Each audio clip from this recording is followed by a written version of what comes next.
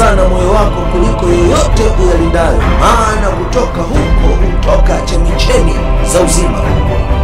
Macho na masikio ndio njia zielekeazo rohoni, na hivyo nakupasa kuwa mlinzi mwaminifu, kwa sababu Shetani anatumia vyombo vya habari, mitandao ya kijamii na media kwa ujumla kama mtambo wa propaganda.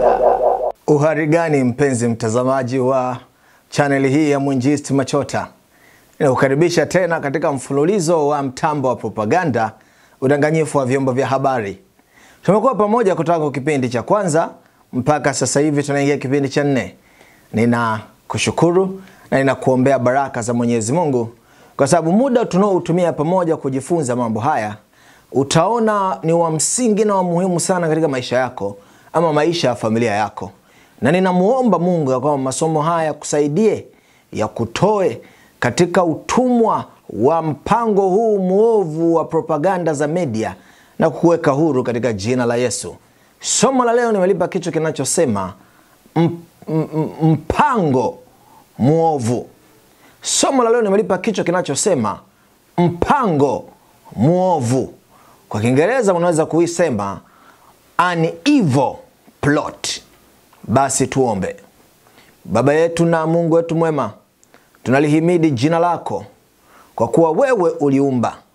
Mtakatifu wa Israeli, wewe utakasaye na kusamehe makosa kwa ajili yako wewe mwenyewe, tunakusihi ukatuosha na kututakasa na ukupatie utulivu wa kiakili na concentration, umakini, ili tuweze kusikia tena toka kwako. Katika Kristo Bwana wetu tunaomba. Amen. Ndugu zangu wapendwa, kama nilivyowaambia hapo mwanzo, somo letu jioni ya leo nimelipatia kichwa kinachosema mpango mwovu, an evil plot. Imefika wakati katika maisha tunayoishi sasa hivi, Shetani haoni aibu kabisa kueleza mipango yake, kueleza vitu anavyofanya, kwa sababu anajua ya kwamba hata kama uovu wake ukiwekwa wazi, tena hata na yeye mwenyewe, watu wengi sana wameshazama kiasi cha kwamba itakuwa ngumu wao kujinasua kutoka katika mtego huo. Nitakuplaya baadhi ya clip takriban kama 4 hivi, ambapo Ibilisi akieleza wazi wazi mpango wake mwovu hadharani, sio kwenye vikao vya siri, hadharani kwenye television, na watu hawaoni kwamba hiyo ni hatua ya hatari, kwa sababu Ibilisi amefika hatua anajiamini. Sio tu kwamba mambo yake anafanya waziwazi, hafanyi tena kwa siri, kwa sababu anajua amesha ukamata ulimwengu ama amesha ufikisha ulimwengu anapotaka. Na habari njema ni kwamba pamoja na ya kwamba Ibilisi amesha ufikisha ulimwengu anapotaka, amesha uweka katika kona, Yesu wetu ana nguvu na uwezo ya kuokoa wote ambao Ibilisi amewaminya katika kona na utumwa wa vyombo vya habari. Nitaanza kuplaya na clip ya kwanza ambayo nilikuplaya katika somo lililopita, ya tangazo hili linalotangaza Hulu, streaming service, ambao wanatoa huduma zao bure. Sikiliza kwa makini. Your parents were right, your teachers were right, even that creepy scoutmaster with the tight brown shorts was right. TV is slowly rotting your brain and turning it into a slimy, gooey, mushy blob of pudding, and there's nothing you can do about it. See? I just told you what was happening, and you're still watching TV. Amazing. We know you find TV irresistible. And Hulu. Yeah. This is your brain on TV. This is your brain on Hulu. So close. And this is your brain on Hulu Plus. And this is your brain with a little sprig of mint. I only act out because I want your love. Dynamite! Mushy mush. And the best part is there's nothing you can do to stop it. I mean, what are you going to do, turn off your TV and your computer? Once your brains are reduced to a cottage cheese like mush, we'll scoop them out with a melon bowler and gobble them right on up. Oops. I think I'm drooling a little. Because we're aliens. And that's how we roll. Hulu, an evil plot to destroy the world. Enjoy. Tangazo hili la Hulu limetengenezwa katika mtindo kana kwamba mapepo wenyewe ndio wanazungumza. Kwa sababu tunafahamu hawa malaika walioasi ni wageni katika hii sayari. Hawakuumbwa kwa ajili ya hii sayari. Ni sehemu ya malaika walioumbwa kwa ajili ya kufanya huduma mbinguni, wakaasi wakatupwa. Kwa hiyo katika mtazamo huo, malaika hawa waasi, hawa majini, mapepo, katika mtazamo huo wao ni wageni katika sayari hii. They are aliens, ni wageni. Na unaona wamekutengenezea tangazo hili, hawa malaika waovu wakitumia hawa wasanii wa Hollywood, wakikwambia waziwazi kwamba wazazi wako walikuwa sahihi, mwalimu wako alikuwa sahihi, mkuu wako wa scout alikuwa sahihi, kwamba TV inaharibu ubongo wako, lakini hujasikia. Anasema inashangaza kuona kwamba nimeshakwambia ukweli, lakini bado unaendelea kutazama. Alafu katika klipu ya tangazo lingine, anakuja star mwingine akieleza, akionyesha ubongo wako katika TV ni sawasawa na ubongo ukiwa katika ovena. Alafu anakuambia lakini ukiwa katika streaming service yetu ya Hulu, ubongo wako unakuwa kama upo kwenye kikaango. Lakini ukiwa katika hii streaming service yetu mpya zaidi tunaoita Hulu Plus, basi ubongo wako unakuwa ni kama matunda yaliyowekwa kwenye blender, yanasagwa, yanakuwa uji kabisa.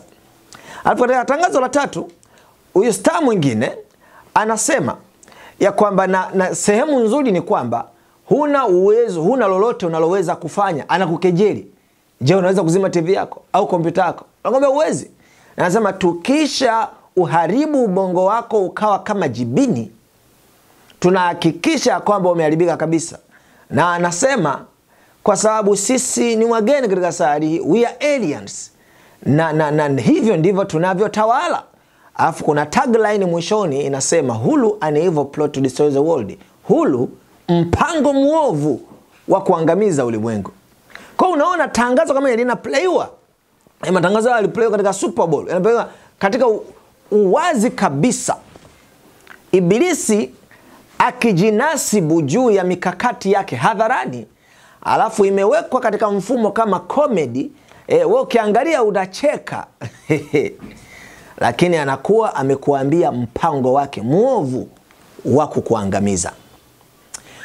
Kule Hollywood huwa wanapeana tuzo mbalimbali. Hawa wasanii wa filamu na movie wanapeana tuzo mbalimbali. Hebu tuangalie katika hizi tuzo, je, huwa wanamtukuza Mungu ama wanamtukuza Ibilisi? Sikiliza mwenyewe. Nitakuplaya klipu ya kwanza ambayo ni katika tuzo za Emmy. Sikiliza hawa mapresenter wanaokuja kutoa hii tuzo wanachozungumza. Ladies and gentlemen, our next two presenters have done for fake news what the Fox News Channel has done for fake news. Please welcome Stephen Colbert and Jon Stewart.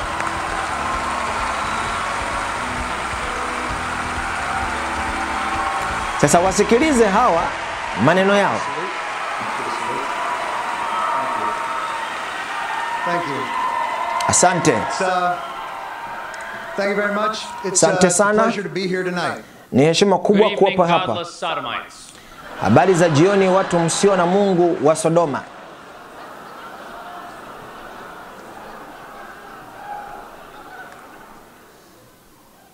What are you doing? Anamuuliza mwenzake unafanya nini? Anasema ninaleta ukweli John. Tupo Hollywood kwenye tumbo la mnyama. Ninasoma prompter kutoka moyoni mwangu. Award show banter is not pablum. Reality television celebrates the human condition.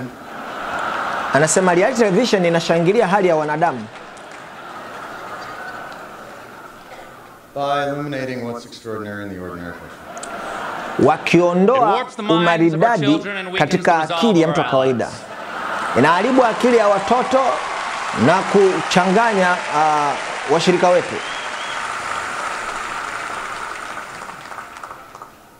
The results are often dramatic and always unexpected. We're here to honor achievement in that category. By giving you a golden idol to worship. Anasema Kneel before your God, Babylon! Anasema tunawaletea sanamu ya dhahabu kuabudu. Tena anawaambia, hebu sujuduni mbele ya Mungu wenu Babeli. Na unaona kamera hapo inabadili engo, inaanza kuchukua kutoka engo ambapo sanamu hili lipo la dhahabu likielekea watu walipo. Unapata hapa lugha ya picha. Sanamu ni ya dhahabu. Kumbuka katika Danieli sura ya 3, mfalme alichonga sanamu ya dhahabu ili iabudiwe. Na unaona katika tuzo zote hizi, sanamu wanazopeana katika tuzo ambazo wanaita ndio miungu ni sanamu za dhahabu. Na unaona anawaambia watu hapa, pigeni magoti ama sujuduni mbele ya Mungu wenu Babylon. Kwanza anawaambia hawa watu wako Babeli. Pili anawaambia wasujudu mbele ya hiyo misanamu ambayo ndiyo miungu ya Babeli. Kwa hiyo hawa watu wanaelewa kabisa wanachokifanya, ya kwamba wako katika biashara ya ufalme wa ibilisi Babeli. Tena anasema Hollywood ni tumbo la mnyama, belly of the beast. Sasa unaweza kusema hiyo bahati mbaya. Msikilize presenter mwingine katika tuzo hizi wanazopeana wasanii. Msikilize, huyu ni Jim Carrey. Good evening, ladies and gentlemen. I'm here tonight, as all of us are, to pay tribute to an American icon, an actor, a filmmaker, and truly one of my personal heroes, Mr. Clint Eastwood.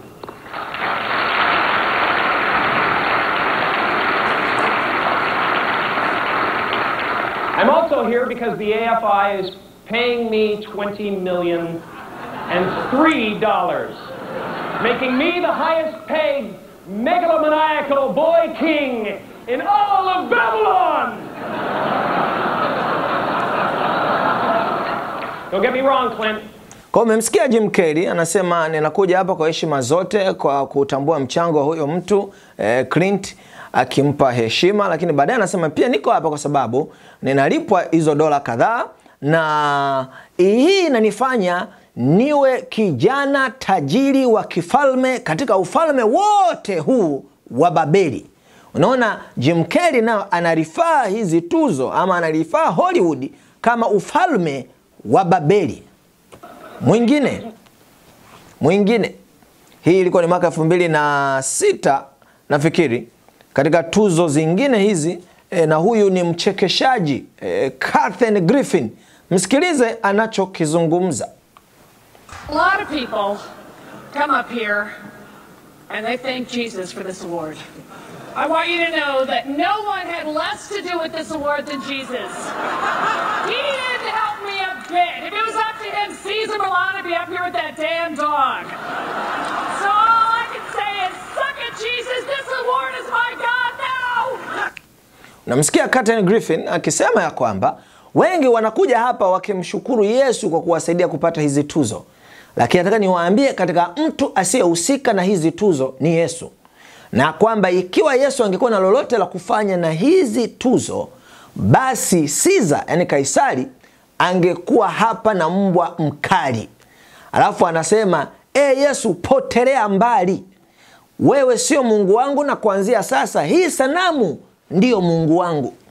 Kwa unaona hawa wasanii kuanzia wa vichekesho, wa movie, wa tamthilia, wanaelewa kwamba kinachofanywa na Babeli hakina utukufu kwa Mungu, bali ni muendelezo wa ubabeli, na wanaita Hollywood Babeli. Hawa wasanii wanaelewa kwamba hapa hawapo katika biashara ya kumtukuza Mungu wa mbinguni, bali katika biashara ya kueneza ufalme wa ibilisi. Na hivyo ndugu mpendwa nitazama, ujue ya kwamba hii entertainment, maburudisho yanayoandaliwa na wanadamu, maburudisho haya yanayoandaliwa na hivi viwanda vya propaganda, mitambo ya propaganda, hazina jema hata moja katika ufalme wa Mungu. Ni maadui wakubwa wa chochote ambacho Mungu anasimama nacho.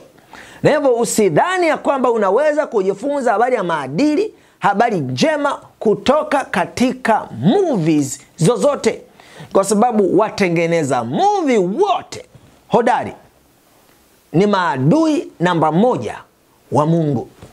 Angalia hata katika ukumbi Kodak Theater, ambapo ndipo tuzo za Oscar zinatolewa.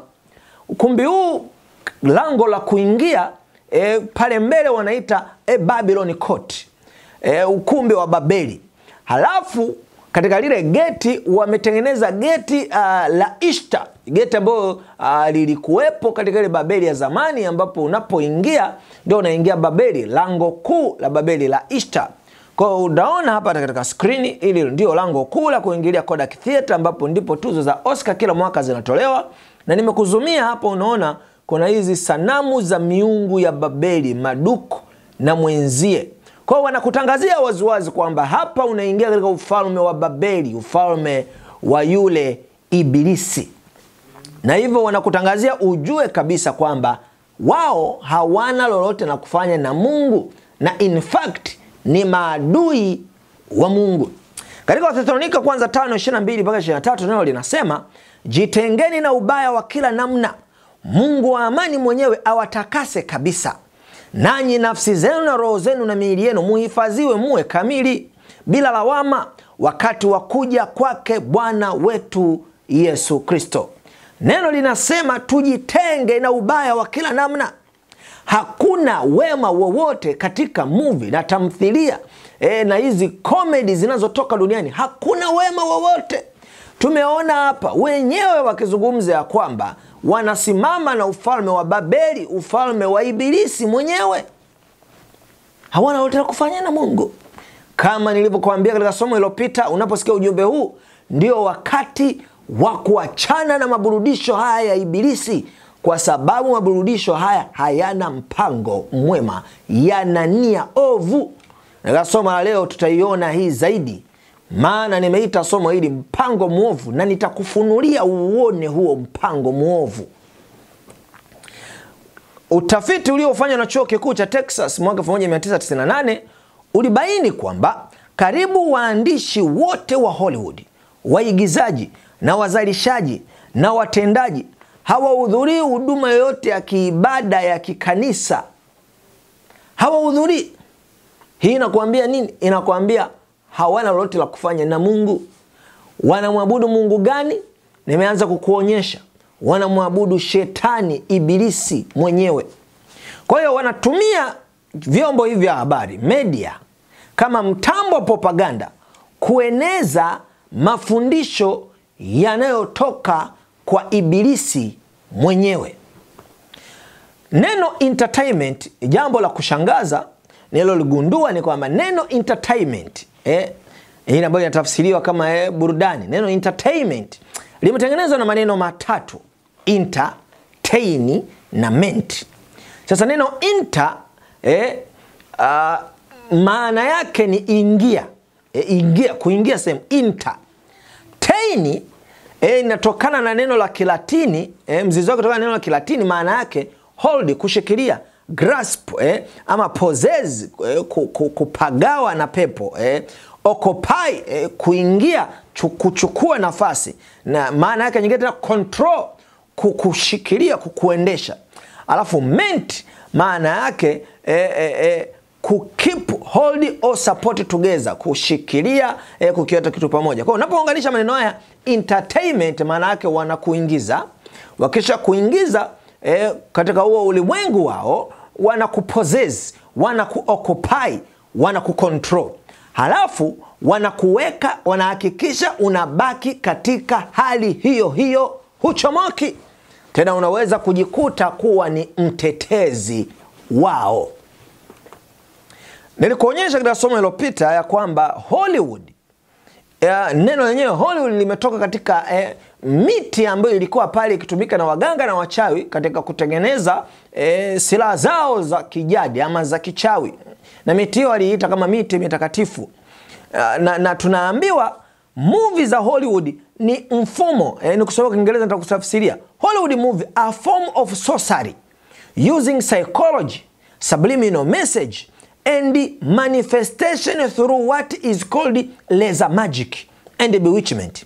Today many actors in Hollywood practice witchcraft and Kabbalah. Anatuambia mwandishi huyu wa mind.com, anasema Hollywood movie ni mfumo fulani hivi wa uchawi, form of sorcery, inayotumia saikolojia, jumbe hizi za kimya, subliminal messages, na inajifunua ama inaonyeshwa kupitia kile kinachoitwa uchawi mdogo, lesser magic, na bewitchment, uchawi ule wa kukutamkia maneno. Na anasema leo hii wasanii wengi wa Hollywood wanafanya huu uchawi na kabala. Sasa tutaangalia na kuona, wala ni kuangalie ni kuonyeshe nini maana ya uchawi mdogo, lesser magic. Ukienda katika Wikipedia, Free Encyclopedia, anakuambia kuna uchawi mkubwa na uchawi mdogo, unaojulikana pia kama uchawi wa juu na wa chini. Lakini wote huo ni uchawi wa kishetani. Anasema ndani ya shetani wa Lavean hutaja aina za imani na neno uchawi mkubwa unaotumika kwa mazoezi ya ibada, ili maanisha kama catharsis ya kisaikolojia, ili kuzingatia hisia za mtu kwa madhumuni maalum.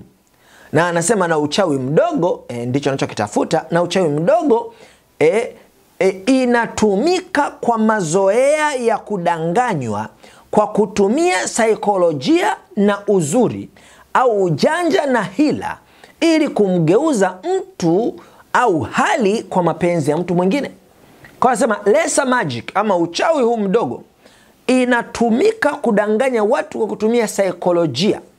Nilikufundisha katika somo lililopita ya kwamba wamegundua mifumo mipya ya hypnosis ya kuhadaa ubongo wako, kuulaza ubongo wako wa mbele, kukuingiza katika trance. Hiyo mifumo kiujumla inaitwa psychology. Kwa wanatumia hypnosis kukuloga kwa aina huu ya uchawi mdogo, ili kukubadili mitazamo yako kuifanya katika mitazamo wanayotaka. Na pia wanasema wanatumia njia ya uzuri. Kwa watatumia watu wanaovutia ambao ukiwaona watashika macho yako.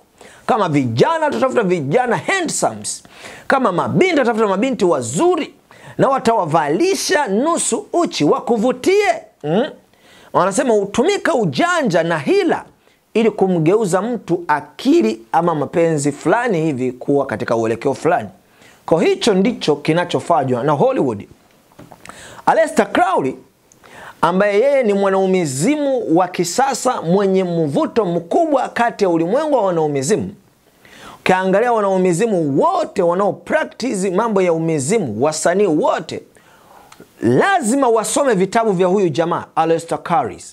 Sasa katika kitabu chake cha Magic in Theory and Practice, katika ukurasa ule wa 26, anaeleza mbinu ambazo mtu anaweza kuzitumia ili mapepo, mashetani, wanaita deity, hawa miungu yao, ije katika mwili wake. Anataja mbinu ya kwanza, ataja ya pili, niko interested na mbinu ya tatu. Anasema hii mbinu ya tatu ya kuinvoke deity, nitakusema Kiingereza, anasema the third method is dramatic, perhaps the most attractive of all. Certainly it is so to the artist's temperament, for it appears to his imagination through his aesthetic sense. Kwa anazungumza Aleister Crowley kwamba wasanii ndio hutumia njia hii ya kwamba kupitia namna fulani hivi, nitakuonyesha hapo baadaye na ushuhuda mwingi, kupitia hizi imagination, matafakari ya kuvuta picha, wasanii huweza kuvuta hii miungu ambayo basically katika Biblia ni mapepo na mashetani. Hakuna namna nyingine ya kuyaita, ndivyo yalivyo malaika walioasi. Huvutwa kwa namna hiyo ya imagination, na wasanii hawa wanakuwa possessed na miungu hii, mashetani na majini, halafu wanaanza kufanya maigizo. Sasa nitaanza kukuonyesha wasanii wa zamani, halafu nitakuja kwa wasanii wa sasa hivi ambao unaweza kuwa familia nao zaidi. Wasanii wa zamani, wale wazee wa zamani, au watu wanaopenda old movies wanaweza wakawafahamu. Tunaanza na Randolph Valentino. Randolph Valentino, mmoja kati ya wasanii wa zamani sana wa miaka 1990, ambaye alikuwa na mvuto sana katika kizazi chake. Akitembea ni maelfu ya watu wanaandamana naye. Huyu Randolph Valentino anatuambia kila usiku mke wa Valentino alikuwa akifanya mkutano akiita msaada kutoka katika ulimwengu wa roho katika shughuli yake ubunifu. Kisha penseli na karatasi mkononi angeingia kwenye maono na kuanza kuandika. Baada ya kumwagika kwake huku huchapwa kisha upelekwa mahali pa kuigiza siku inayofuata na kupewa mwongozaji. Sasa huyu Rudolph yeye alikuwa msanii. Mke wake ndo alikuwa niite mchawi, maana ni aina ya uchawi. Na hivyo kila usiku mke wake alikuwa anaita msaada kutoka ulimwengu wa roho, maana mamizimu, mapepo na machawi. Na kisha anachukua peni na karatasi.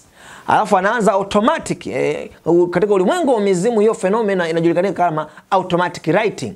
Yani pepo anakupagaa alafu unaanza kuandika. Yani mkono wako unakuwa kama typewriter. Unaandika alafu baadaye ukisharudi katika ufahamu wako ndo unaona aha, kumbe nimeandika kitu fulani. Kwa hiyo ibilisi anatumia mkono wako kuandika vitu anavyovitaka vifanyike. Kwa sababu mke wake alikuwa anaingia katika trance na mapepo anakuja haya anaandika script yote ya movie. Alafu asubuhi anapelekewa director ama mwongozaji, alafu hilo jambo ndilo linaigizwa. Kwa namna hiyo, maana yake katika movie na maigizo yote ambayo alikuwa anayafanya, mapepo na mashetani ndio yaliyokuwa yanatoa maneno gani yatabukwe, maigizo haya yaweje. Kwa hiyo watu walikuwa wanaburudishwa na mapepo. Msanii mwingine anaitwa Mae West, huyo ambaye aliongoza kuingiza Marekani katika wanasema mapinduzi ya jinsia, lakini hasa ni kuingiza Usodoma na Gomora katika Marekani. Maana katika kipindi cha Mae West miaka 1980 na mambo ya ngono, Uprotestanti ulikuwa makini sana katika kule Marekani, na ngono iliheshimiwa kama tendo la watu walio katika ndoa. Lakini Mae West akaingia katika kufanya mapinduzi kwamba ngono ifanye vyovyote vile unavyojisikia na yoyote yule, usinipangie nifanye na nani.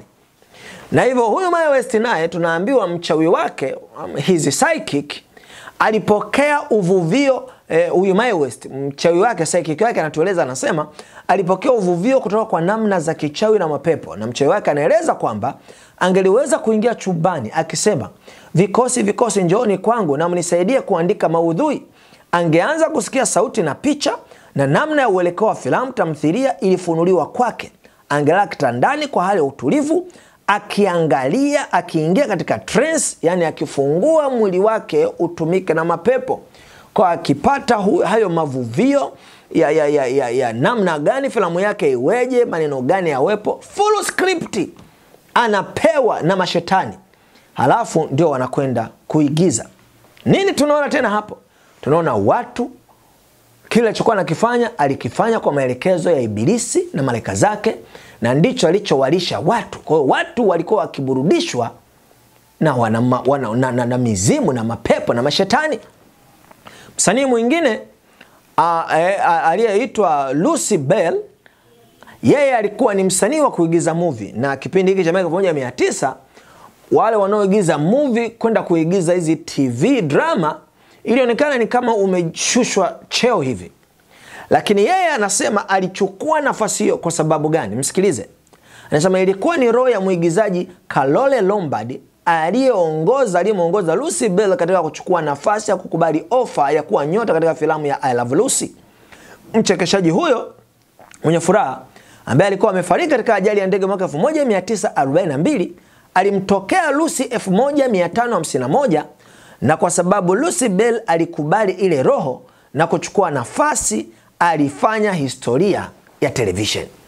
Kwa huyu Lucy Bell naye anatuambia ya kwamba roho ya msanii ambaye alifariki karibu miaka 8 iliyopita alimtokea, mzimu wake ulimtokea, na ulipomtokea mzimu wake ukamshawishi achukue nafasi na akachukua. Kwa unaona hawa watu wanafanya maigizo, wanatengeneza movie ya tamthilia zao wakiongozwa na ulimwengu wa kipepo. Sasa hao ni wa zamani. Ngoja nije kwa hawa wa kisasa ambao ndio pop culture wanajulikanika katika jamii ya leo. Hawa ambao wengi wenu nikitaja majina mtakuwa familia nao. Tunapozungumzia ulimwengu wa sasa hivi, pop culture sasa hivi, hakuna mtunzi mashuhuri mwenye mvuto ambaye ubunifu wake umetumika kuhasisi movie na tamthilia nyingi zaidi ya bwana Alan Moore. Alan Moore ni muhasisi wa wahusika wanaopatikana katika series za Watchmen. Ni muhasisi wa watu kama kina Superman, Batman, Joker, Robin, Green Arrow, Wonder Woman, tunaona hapa Green Lanterns, na character wengi sana, Swamp Thing, na character wengi sana ambao leo ndio wametawala katika movie, katika comics movie nyingi. Sasa huyu Alan Moore, hebu tumuulize yeye anamwabudu Mungu gani? Hebu usikilize interview hii aliyohojiwa akizungumza kuhusu habari za imani. Msikilize bwana Alan Moore. Hello, mate. Could I have a cup of tea, please? Black tea. Alan's familiar on his journey of faith and worship is an ancient Roman glove puppet snake called Glycon.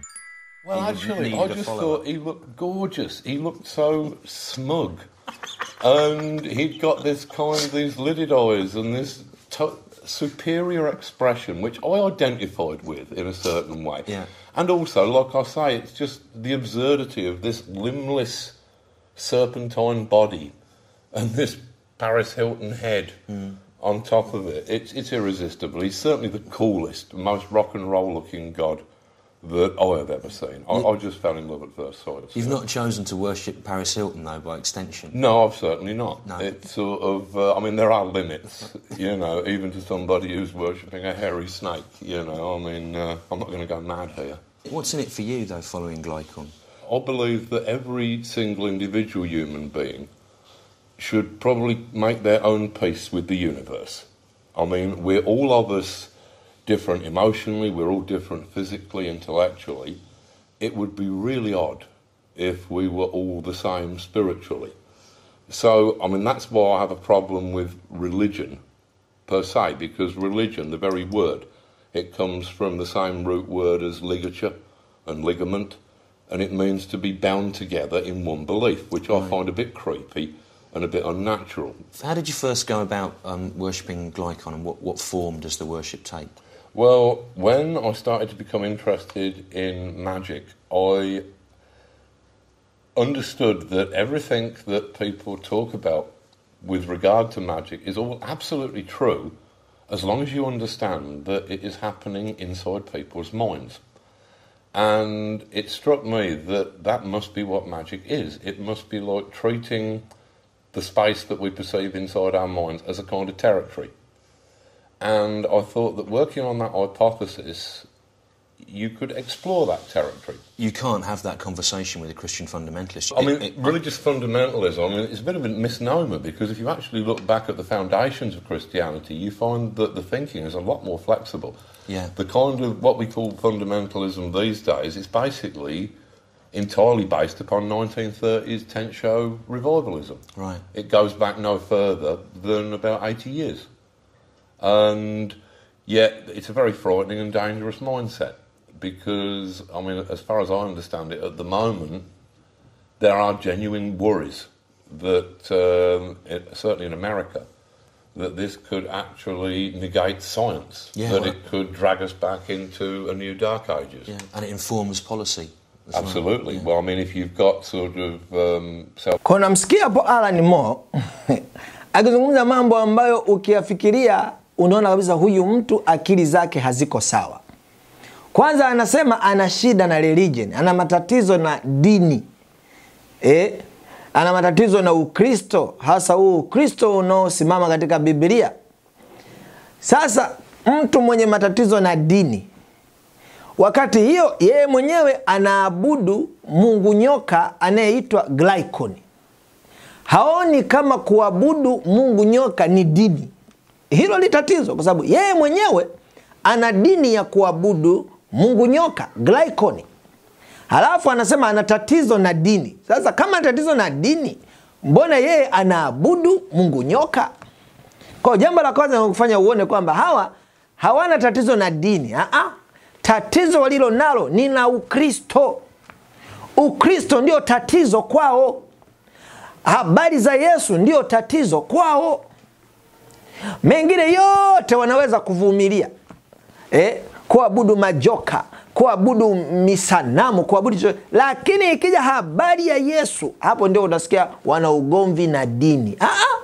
Msiwe wanafiki. Msiseme tuna ugomvi na dini. Sema tuna ugomvi na Ukristo unaosimamia maandiko. Muache unafiki. Na jambo lingine unaona, anasema unajua tumeumbwa tofauti, watu wa ni haiba tofauti. Kwa itakuwa jambo la ajabu wote tukiwa na mlengo mmoja wa kidini. Nalo hilo jambo ni uongo. Kwa sababu Mungu alivyotuumba mwanzoni, alituumba wote, akatuwekea shauku ya kuabudu na akatuelekeza sote tumuabudu yeye. Kwa hiyo anamkosoa Mungu kwa Mungu aliyesema tusiwe na miungu mingine ila yeye, anaweza kuwa na matatizo kwa sababu tumeumbwa tofauti, basi kila mtu aabudu anachokitaka. Kwa hiyo unaona mindset ya watu hawa ni ushetani mtupu na ina vita na Mungu. Na huyo Alan Moore anasema alianza kupractice magic. Magic ni uchawi. Sasa huyo ndiye mtunzi wa story hizi za kina Superman, za kina Batman. Leo katika jamii ni nani asemjua Superman, asemjua Batman, asemjua Wonder Woman, asemjua hawa character ambao leo ndio wanatengeneza movies zinazouza mabilioni duniani? Watunzi wa hadithi zao wana vita na Mungu. Sasa unadhani unaweza kujifunza habari za Mungu kwenye movie zao? Haiwezekani. Msikiliza Alan Moore mwenyewe anasema alipofika miaka 40 aliamua kwamba sasa anataka awe mchawi, magician. Na anasema ghafla baada ya maamuzi yao alipigwa na kitu kama radi, na anasema ilikuwa kama ya ajabu hivi, na miezi miwili baadaye akiangalia anaona alikuwa katika uzoefu usio wa kawaida. Alikuwa spaced out. Anasema kwa miezi miwili mitatu ilikuwa jambo lisiloweza kubebeka, na anasema lakini pamoja na hayo yote, kuanzia hapo alianza kuhusisha magic. Aliintegrate that now into the rest of my life, kwamba alihusisha huo uchawi sasa na hiyo practice yake mpya ya uchawi katika maisha yake yote. Na anaeleza hapa, anaeleza mwenyewe kwamba miezi michache baada ya uamuzi wake kutaka kuwa mchawi, alitokewa na mapepo na kufanya nao mazungumzo, na hilo pepo lilisema jina la yeye. Hilo pepo ni moja kati ya wakuu 9, one of the 9 dukes. Kwa tunaona hawa watunzi wa hizi story leo zinazopendwa, zinazouzwa kwa mabilioni, na Batman, kina Superman, kina Green Lantern, Green Arrow, kina Wonder Woman, kina Superwoman, wote hawa watunzi wa hizi story ni waabudu mizimu, wana vita na Mungu. Tena nakwambia hawa wana tatizo hasa na Ukristo wenye msimamo mkali na neno la Bwana. Sasa unafikiri unaweza kujifunza habari za neema, wokovu, matendo mema kutoka kwa maandiko ya hawa watu wanaovuviwa na mapepo? Haiwezekani. Haiwezekani. Jambo ambalo lilikuja kunishangaza ni kwamba Ibilisi anachagua specifically watu wake ambao watabeba agenda yake.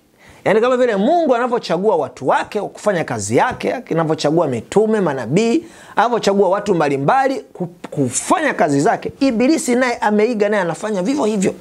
Hebu sikiliza ushuhuda huu wa Hugh Jackman. Ni moja kati ya wanaoitwa mastaa wa movie industry. Jina lake ambao wengi wanamfahamu wanamuita Wolverine. Amekuwa star katika movie kama za X-Men. Msikilize sasa namna gani aliingia katika uigizaji. Sikiliza vizuri, kwa sababu yeye taaluma yake ni uandishi wa habari. Sasa sikiliza aliingiaje katika mambo ya movie. It's interesting your path to acting, because you were a journalism student, weren't you? Until I discovered things like ethics in journalism, and that was the last class I had. Ethics in journalism. So for 12 weeks they go through the dilemmas, and so I was quite idealistic about journalism. And then I realised, you know, I was going to be knocking on the doors of bereaved parents whose kids had been in, and I would have to swipe a photo from their mantelpiece or something, and I thought, so I'm still on hold. My journalism is still on hold. I literally was just putting it off, so I took a few part-time classes and worked at a gym.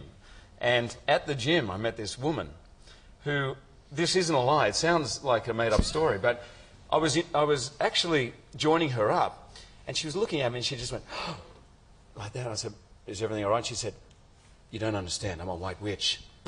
You've got to get into acting immediately. I said, well, I'm doing a few part-time classes. It's funny you should mention it. She said, no, you're going to be a big star, and I want you to meet this woman, Penny Williams. I said, who's Penny Williams? She says, she's an agent. Well, I met her, and she's still my agent, and the day after, I did an audition and landed a role on Neighbours. So all of a sudden I thought, oh my God, this is White Witch is true. And I rang my little sister. My little sister was 11 at the time, and in England when Kylie and Jason were all on it, and I told her... Nafikiri umemsikia Hugh Jackman akieleza jinsi ambavyo aliingia katika hizi sanaa za movies. Anasema yeye alikuwa mwandishi wa habari, lakini siku moja akiwa anaendelea na hizo part-time classes aliamua aanze kufanya kuingia gym, kufanya mazoezi. Na anasema akawa kama akamwona binti fulani na akawa kama akimuunga akijaribu kuungana naye katika kufanya mazoezi. Huyo binti akamtazama, akamwambia, mimi ni mchawi mweupe, white witch. Unajua katika ulimwengu wa mizimu wanasema kuna white witch na black witch, wachawi weupe na wachawi weusi. Wachawi weupe sio kwa maana ya rangi, kwa maana ya kwamba wachawi weupe ni wale ambao wanaotumia uchawi wao kwa ajili ya mambo mema. Afu wachawi weusi, black magic, na wanatumia uchawi wao kudhuru. Nataka nikuambie waziwazi bila kupepesa maneno. Uchawi ni uchawi. Hakuna mweupe wala mweusi. Wote ni waibilisi. Na hivyo huyu mwanamke aliyejiita White Witch anamwambia, nimeona kwamba wewe utakuwa msanii mkubwa. Ninakupatia namba ya mtu huyu. Nenda, yeye atakuwa ni agent wako, atakusaidia. Na akampigia huyo, kesho akaenda kwa hiyo agent, akafanya interview, akapata na nafasi siku hiyo hiyo katika hiyo tamthilia Neighbours, ambayo ilikuwa kama ngazi ya yeye kupanda juu kuwa star alivyo sasa hivi. Na akasema, kumbe kweli hao wachawi weupe wanasema sahihi. Kwa hiyo ibilisi ana handpick watu wake, anawachagua watu wake watakobeba agenda zake. Oprah Winfrey anafahamika sana huyu mama. In fact ndiye bilionea wa kwanza mwanamke duniani. Sasa anatuambia wakati anaigiza filamu, movie, anautumiaje mwili wake. Msikilize. Hivi ndivyo ninavyoona kuigiza. Ninatumia mwili wangu kuwa mbebaji wa roho, yani mizimu, na wale waliokuja kabla yangu. Na tena ninajaribu kujiondoa mwenyewe na kuruhusu roho, yani mizimu, ikae ndani yangu. Kwa Oprah anasema na yeye katika kuigiza anaruhusu mizimu, mapepo yakae ndani yake ili capture the essence of the character.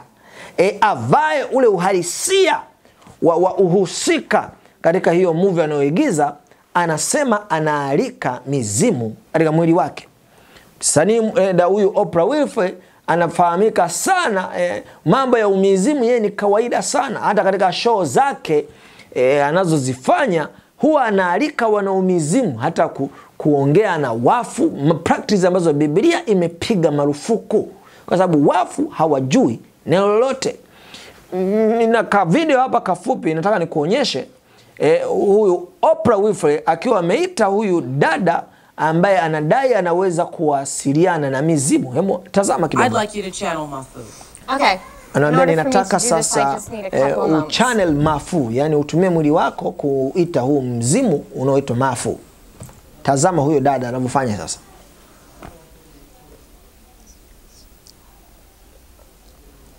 A couple of moments are deadly on television. Unamuona kama yupo kwenye mantra. Akiita huo mzimu. Tazama sasa. I was going to say hum a song, Oprah. Mzimu unaovukuja, hebu tazama jinsi anavyobadilika. The process, remember. Ni kama mwili wake unazimika na anaanza upya akiwa kiumbe tofauti.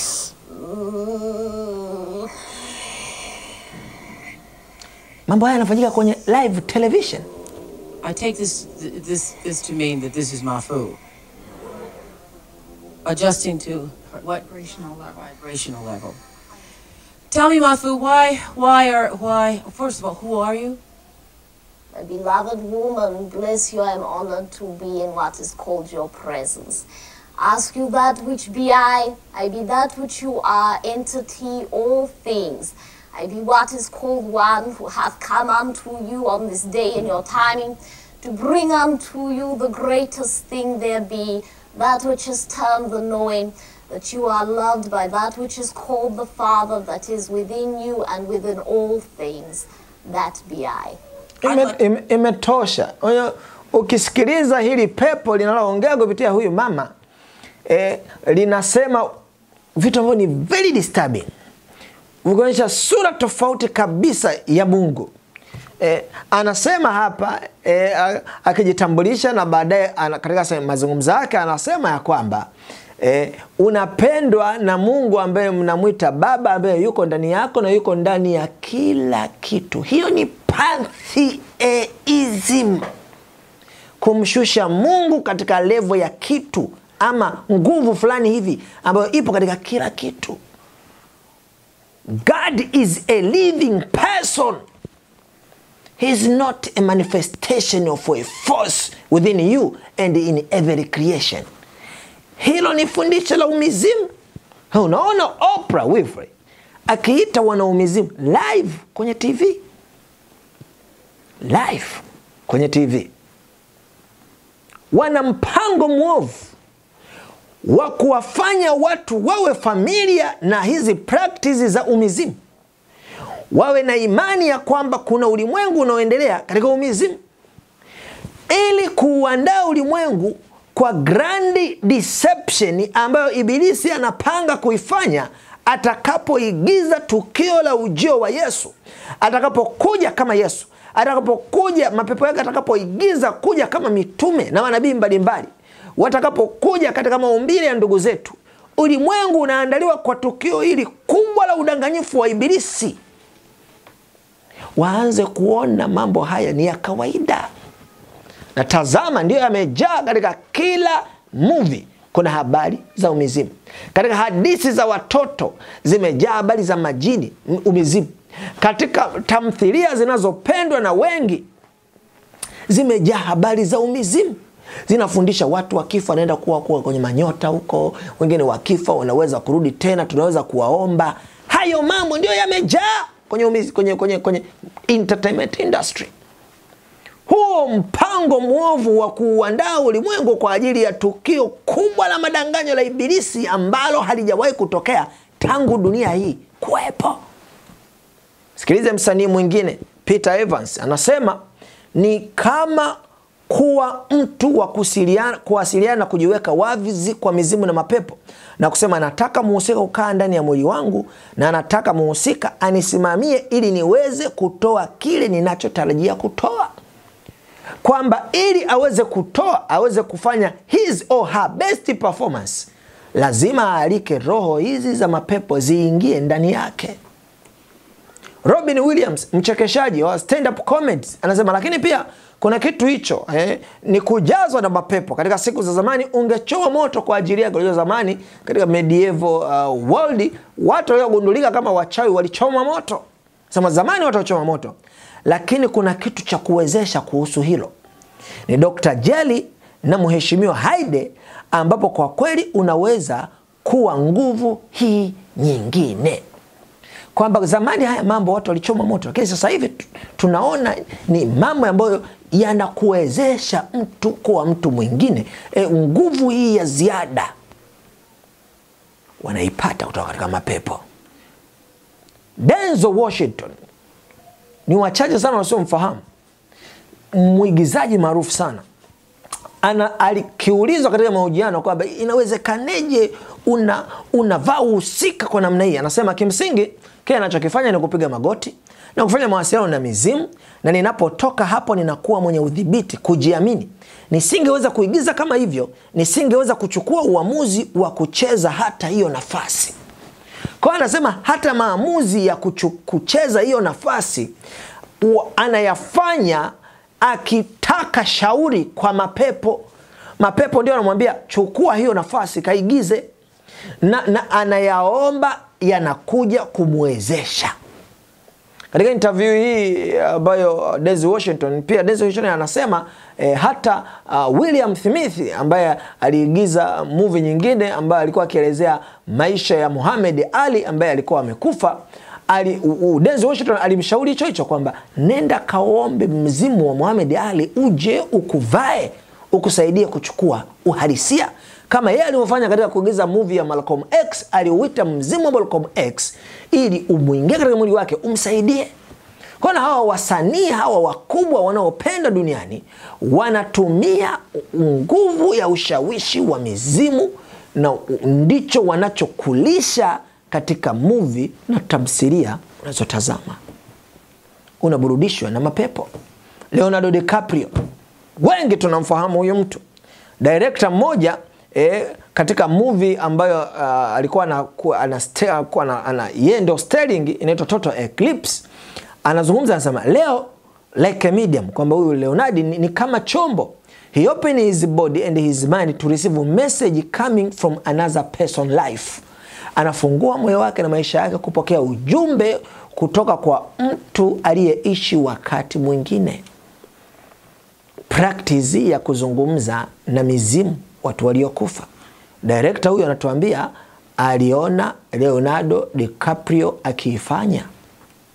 Director mwingine Baz Luhrmann katika movie ambayo alikuwa na direct ambayo huyu alikuwa starring Leonardo DiCaprio, movie iliyoitwa Romeo and Juliet. Watu wengi watakuwa wanaikumbuka movie hii ya kimapenzi. Wanasema movie ilikuwa nzuri sana. Romeo and Juliet ilikuwa ni msemo katika jamii, pop culture kabisa. Sasa director huyu anasema with Leo you might see 30 people come out of him in a day. Kwamba ukiwa na Leo unaweza kuona watu 30 tofauti wakitoka kwake kwa siku. Yani akibadilika personality tofauti za watu mbali kwa siku. Kwa sababu gani? Kwa sababu director Robita ametuambia wazi kwamba DiCaprio anautumia mwili wake kama medium kuruhusu watu walioishi kabla yake wamekufa kuutumia mizimu, mapepo. Msanii mwingine Keanu Reeves anafahamika sana huyu. Sterling katika movie za Matrix. Nadhani Matrix ienda part 1 mpaka part 3 na sasa hivi unaona wanatengeneza part 4. Sterling katika movie za John Wick. Nafikiri mpaka part 3. Na movie zingine nyingi. Keanu Reeves ni pop culture phenomenon, ni star wa Hollywood. Sasa sikiliza director Taylor Hackford katika movie ya The Devil Advocate anasema Keanu is a very complex guy. Ni mtu mgumu kumuelewa. Anasema with a lot of demons in him, akiwa na mapepo mengi ndani yake. And I was trying to tap and utilize that. Na nilikuwa ninajaribu kuchukua hiyo uwezo wake wa kuwasiliana na mapepo kuutumia katika hii movie yangu. Kwa sio wasanii tu wanaotumia hii mizimu na wenye hayo mapepo na mashetani. Hata madirector wanajua ya kwamba watu wa namna hii watawafaa. Ndio maana katika website ya mind.com wanasema wasanii karibu wote wa Hollywood wana practice witchcraft na kabala. Msanii mwingine Johnny Depp starring katika movie za Pirates of Caribbean na movie nyingi za Disney zinazotengeneza kwa ajili ya maudhui ya watoto. Sikiliza akiojiwa katika hii documentary ya Force Worship System. Anasema ninajua nina mapepo, wakati mwingine mimi ni watu tofauti 30. Hii namba hata Leonardo DiCaprio alisema kwa siku moja tunaweza tukaona kwake watu tofauti 30. Johnny Depp naye anasema anajua na mapepo na wakati mwingine yeye ni watu 30 tofauti. Hii inakuonyesha extent namna watu hao ambavyo kwa siku tu wanaweza kuwa na mapepo zaidi ya 30 yakijidhihirisha katika miili yao. Heath Ledger ambaye aliigiza nafasi ya Joker katika movie ya Batman. Ukizungumza Batman, ukizungumza Joker, watu wengi wanamfahamu. Sasa Heath Ledger, gazeti la Los Angeles Times linazungumza, linasema Heath creep performance seems to be summoned up demons no one could have imagined accessible to him. Kwamba hii aina ya uigizaji ya Bwana Heath ilitokana na kuitwa kwa mapepo ama mashetani ambayo hakuna aliyeweza kufikiria kwamba yangeweza kuitwa na kutumika. Na ukiangalia katika movie hiyo ya Batman ambayo Heath Ledger aliigiza, hata wasanii wenzake waliokuwa wakihojiwa wanasema Heath Ledger muda wote alikuwa anaonekana kama mtu aliyepagawa na mapepo. Yaani unajua kuna wasanii ambao ukisema camera action wanaanza kuigiza, yeye muda wote camera action au camera not action yupo in character. Amepagawa na mapepo haya. Na nikwambie, watu walioigiza hiyo nafasi, hiyo character ya Joker kabla yake, mmoja wapo aliwahi kumuonya Heath Ledger kwamba bwana usiite mapepo ya kukuwezesha kuigiza kama Joker anavyokuwa portrayed katika vitabu. Ni mapepo hatari. Lakini Heath Ledger akakataa, akayaita hayo mapepo, akaigiza na akapewa tuzo kwa uigizaji ule. Na madhara yake, Heath Ledger maisha yake yaliharibika kabisa, kwa sababu tangu mwanzo akwambia shetani hana mpango mwema na wewe. Maisha yake yaliharibika, akawa depressed na akafa kwa kujinyonga. Hivi ni wapi kwenye Biblia ukaona mtu akilindwa na malaika wa Bwana ama akajazwa na roho wa Bwana akawa depressed, akajinyonga? Hayupo. Unapomwalika Bwana katika moyo wako na kuletea furaha na kuletea amani na kuletea utulivu. Lakini unapoalika roho za mashetani katika mwili wako zinakuletea uangamifu.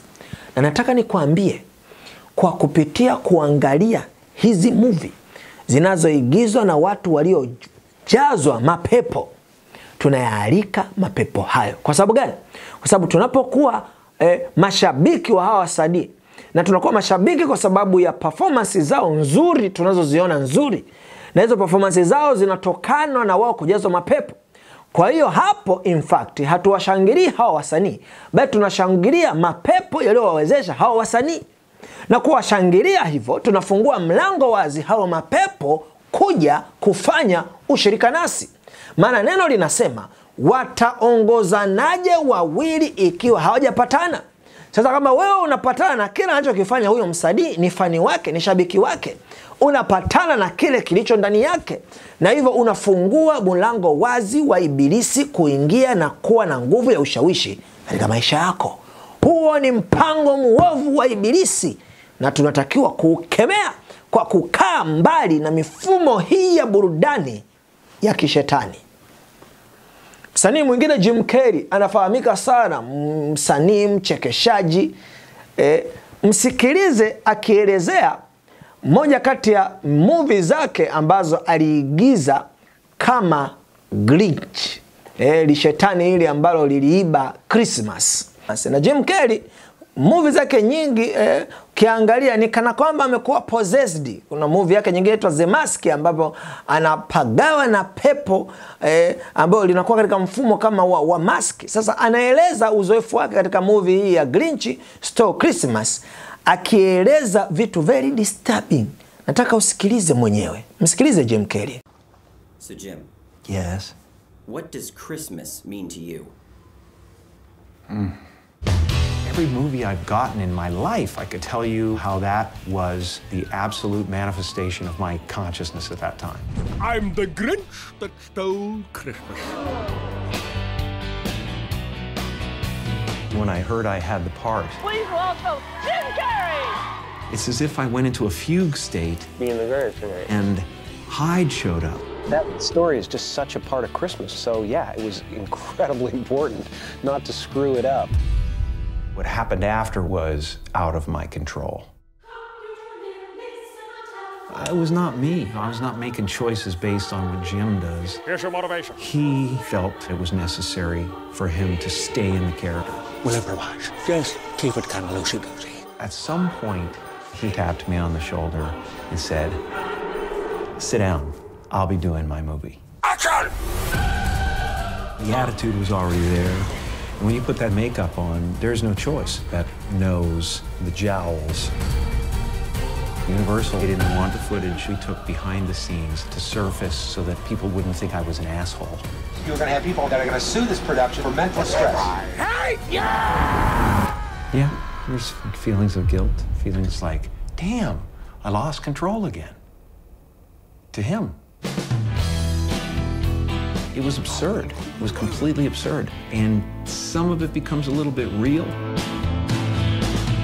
When the movie was over, I couldn't remember who I was anymore. I'm the Grinch. I'm the Grinch. So you step through the door not knowing what's on the other side. And what's on the other side is everything.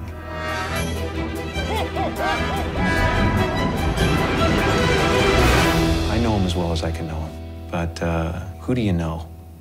Even when they're right in front of you.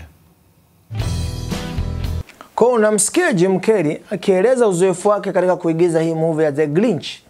Na anasema alipotangazwa tu kwamba yeye ataigiza movie hiyo, anasema ni kama Jim, yani yeye, nafsi yake ikapotea. Halafu hili lipepo likachukua usukani. Na anazungumza, anasema maamuzi karibu yote aliyoyaamua katika hiyo movie hayakuwa kwa sababu ya machaguzi ambayo yeye angeyafanya, bali yalikuwa ni kwa mujibu wa machaguzi ya hili pepo lililomvaa.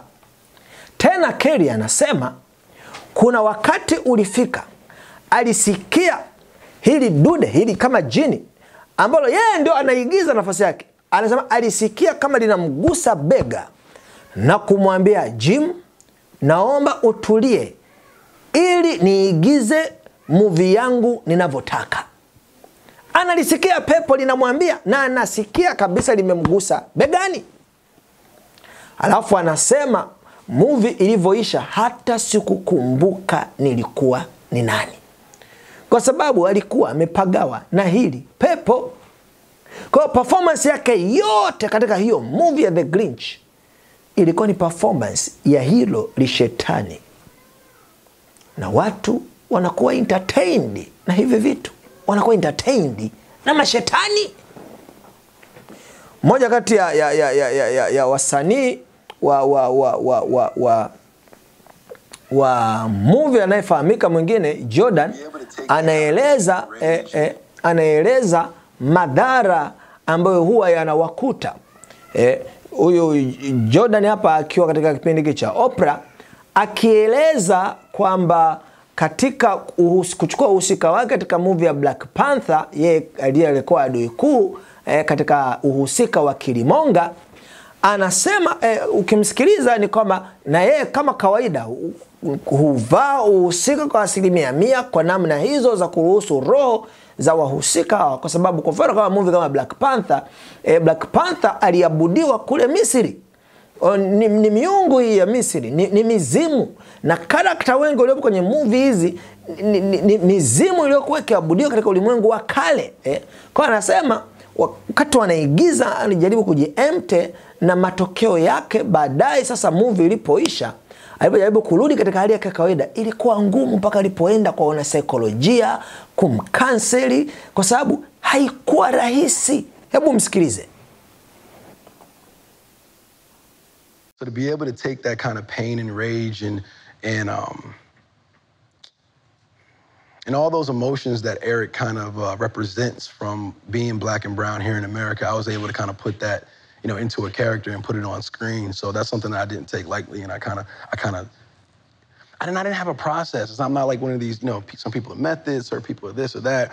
I just did whatever I felt I needed to do, or whatever I felt was right in the moment every step of the way. So it was no real plan. I didn't have an escape plan either. So like every day was just going into this place, and I just tried to stay there as long as I could. And then when it was all over, I think I think just being in that kind of that mind state, that real unapologetic, you know, just real, like, you know, whatever all the time, kind of kept it caught up with me, and like I got a little depressed. It was tough for me for a minute, you know, really? just readjusting to being around the people that care about me, getting that love that I shut out for a long time. Like, I shut out love. I didn't want love and affection. You know, I wanted to be in this lonely place as long as I could in order to kind of capture the essence of what Eric, you know, Stevens was, what Killmonger was. So when we wrapped the film, you know, I'm like, in my mind, I was like, okay, cool, go back to, you know, regular life, get back to LA and be cool. But it was a little tough for me at first to kind of like accept that. It was hard love. just to lay him down and be done with it. Yeah. How did it take you a while? It took me, you know, I mean, I don't really know exactly when I came out of it, but, you know, I went to therapy, you know what I'm saying? I started talking to people, started unpacking a little bit. And you know, like, I find that so interesting. I find that so interesting. Kwa unaona hata Michael Jordan anapata tabu kueleza uzoefu wake. Anasema alivyomaliza kuigiza movie ya Black Panther, kurudi katika uhalisia wake alipata tabu sana. Kwa sababu muda mrefu alioutumia kuwa katika ule uhusika wa Killmonger, ambao nimekuambia namna wanavyochukua uhusika, wanaita mapepo na mashetani kuwaingia, kuwasaidia kuvaa uhusika. Anasema ulikuwa ni muda mrefu kila siku katika hali hiyo, na alidhani akimaliza movie itakuwa tu rahisi, anarudi katika hali yake kawaida. Anasema ilikuwa ngumu. Hata watu wangu wa karibu ilikuwa ngumu kurudi kwao, mpaka nilipopata ushauri, saikolojia, ndio ikanisaidia kujiadjust kurudi kawaida. Nataka nikwambie michezo hiyo ya kucheza na ufalme wa ibilisi ni ya hatari. Moja kata msanii mmoja katika movie iliyoitwa Possession ya mwaka 1990 aliigiza kisini katika movie ya Possession na kwamba amepagawa na pepo. Hiyo scene ilikuwa ina dakika 10. Na hao madirector wanawaambia wasanii wanataka wavae uhusika. Na jinsi ya kuvaa uhusika umepagawa na pepo ni lazima liitwe pepo likupagae. Na anasema kitendo kile cha kupagawa na pepo kuigiza kwa dakika zile 10 kilimuathiri kiasi cha kwamba akasema sitaigiza namna hii tena, kwa sababu kwa mwaka karibu mzima alikuwa depressed, akihangaika kurudi katika hali yake ya kawaida. Hayo ndio maisha ya wasanii wengi ambao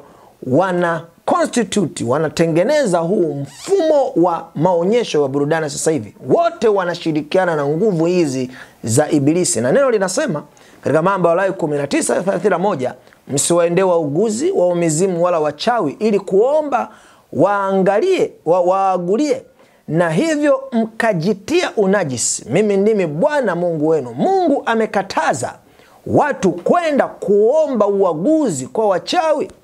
Katika Isaya 8:19 anasema, bali watawaambieni, nendeni mkataka shauri kwa mizimu na mizuka iliyao kama ndege, kwani ni kawaida ya watu kutaka shauri kwa miungu yao na kutaka shauri kwa wafu kwa ajili ya walio hai. Kwa Mungu anasema inawekuaje hapa? Na tunaona wasanii hawa wanakwenda kwa wafu, watu waliokwisha kufa, mizimu yao, kuomba wapewe uwezo wa kuvaa uhusika katika movie zao. Katika Kumbukumbu la Torati 10:18-12 linasema, pasiwe na mtu yeyote miongoni mwenu atakaye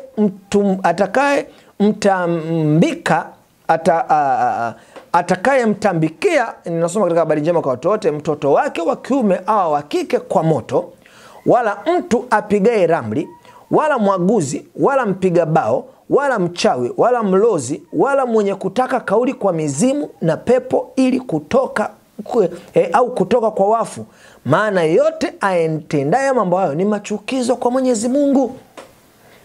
Tumeona hapa, nimekuonyesha msanii baada ya msanii ili waigize, wavae uhusika ambao unakusisimua, wanaenda kufata shauri kwa mapepo, neno ambalo ni machukizo kwa Bwana. Nakumbuka tulisoma katika Warumi 1:32 ya kwamba wale Mungu hata hukumu tu watenda maovu, hata wale wanaoshangilia uovu, approve uovu, nao Mungu atawahesabia kuwa ni wakosaji wa huo uovu.